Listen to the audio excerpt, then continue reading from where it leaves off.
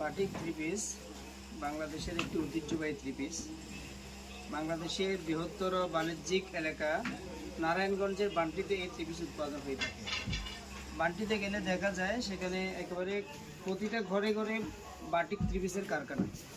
এখানে আমাদের সেখানে প্রত্যেকটা মারা মেয়েরা এই বান্টি থ্রি পিস, বান্টি বাজারে বান্টি থ্রি পিস উৎপাদনে জড়িত।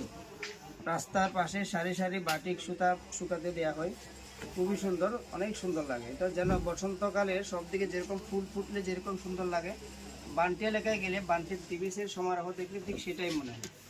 এটা হচ্ছে মোম বাটিক, সাধারণ বাটিকের চেয়ে একটু ভালো মানের বাটিক। অন্যান্য বেশ বড় হয়, যারা বাটিক পরেন তারা জানেন।